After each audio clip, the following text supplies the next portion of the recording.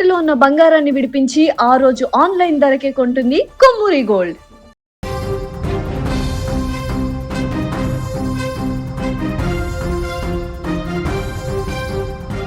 తెలుగు రాష్ట్రాలను వణికించిన షాబాద్ ఆరుగురి దారుణ హత్యల కేసులో ఎట్టకేలకు బిగ్ బ్రేకింగ్ అప్డేట్ వచ్చేసింది.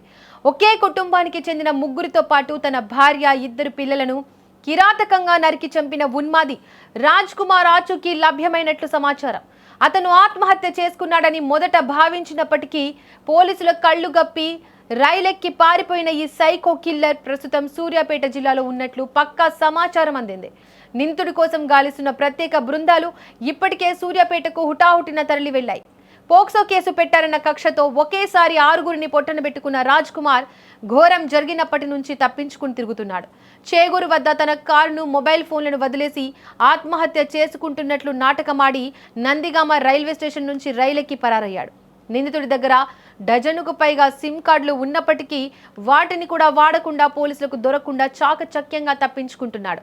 దీంతో ఈ కిరాతకుడిని పట్టుకునేందుకు తెలంగాణ పోలీసులు 2 లక్షల నగదు బహుమతి కూడా ప్రకటించారు. 12 ప్రత్యేక బృందాలతో గాలింపు చర్యలను ముమ్మరం చేసిన క్రమంలో నిందితుడు సూర్యాపేట పరిసర ప్రాంతాల్లో సంచరిస్తున్నట్లు పోలీసుల నిఘా వర్గాలకు పక్కా క్లూ దొరికింది. రాజ్ కుమార్ సూర్యాపేట జిల్లాలోనే ఉన్నాడన్న విషయాన్ని పోలీసులు అధికారికంగా ధృవీకరించారు.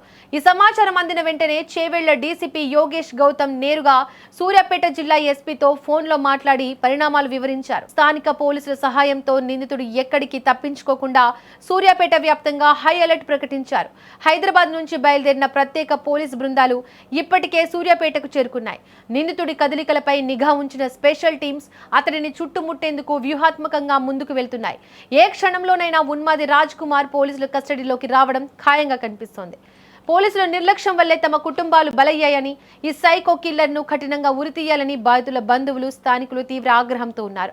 ఇప్పటికే విధుల్లో అలసత్వం వహించిన షాబాద్ ఎస్ఐను సస్పెండ్ చేయగా ఇప్పుడు నిందితుడిని పట్టుకుని చట్టం ముందు నిలబెట్టడమే పోలీసుల ముందున్న ఏకైక లక్ష్యం.